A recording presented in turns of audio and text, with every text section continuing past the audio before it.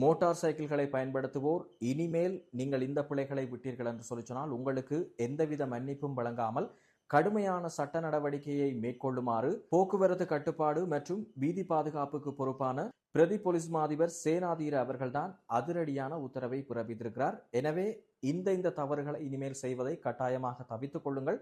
அதனை விட மிக முக்கியம், உங்களுடைய நண்பர்களுக்கும் சமூக ஊடகங்களுக்கும் இதை பகிர்ந்து கொள்ளுங்கள். என்னென்னு சொன்னால் இனிவரும் காலங்களில் போக்குவரத்து போலீசார் கடுமையாக அமல்படுத்த போகின்றார்கள். எனவே வாருங்கள், அது என்னென்ன விடயங்கள் என்று சொல்லி பார்க்கலாம். வணக்கம் உறவுகளே, பாணிஜன் ரிப்போர்ட் சேனல் மூலமாக மற்றொரு காணொலியில் சந்திப்பதில் மகிழ்ச்சி. அதன்படி நீங்கள் செய்தி ஊடகங்கள் வாயிலாக பார்க்கக்கூடியதாக இருக்கும்.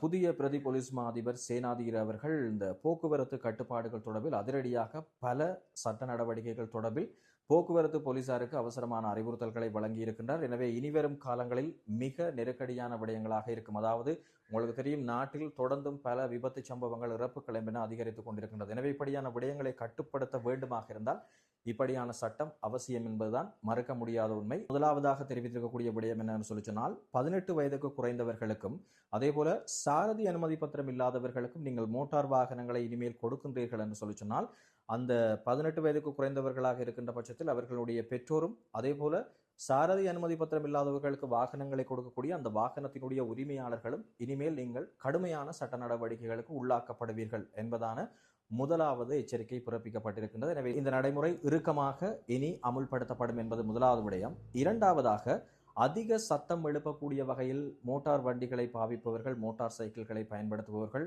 அதே போல மோட்டார் சைக்கிள்களினுடைய வடிவத்தை மாற்றி வித்தியாசமான முறையில், அதாவது மோடிஃபை என்ற விதத்தில் பயன்படுத்தக்கூடியவர்களுக்கும், பதிவு செய்யப்பட்ட கொள்ளளவையுடைய மோட்டார் சைக்கிள்களை விட அதிகளவு கொள்ளளவுடைய மோட்டார் சைக்கிள்கள் தொடர்பிலும் இனிமேல் கடுமையான சட்ட நடவடிக்கை எடுக்கப்படும் என்பது தொடர்பாகவும் இரண்டாவது மற்றொரு விடயம் தெரிவிக்கப்பட்டிருக்கின்றது. அதாவது இந்த கொள்ளளவு என்கின்ற போது சிசி தொடர்பிலும் நீங்கள் கவனம் செலுத்த வேண்டியதாக இருக்கும்.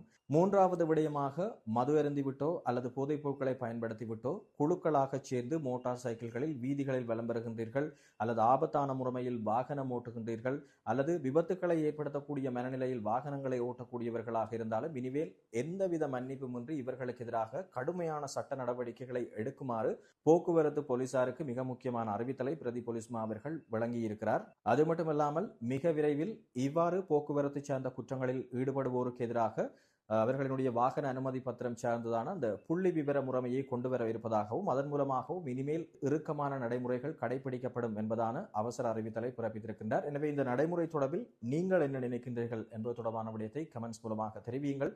முடிந்தளவு இந்த விடயத்தை சமூக ஊடகங்களுக்கும் நண்பர்களுக்கும் பகிர்ந்து கொள்ளுங்கள். தெரியாதவர்கள் தெரிந்து கொள்ளட்டும். நன்றி உறவுகளே.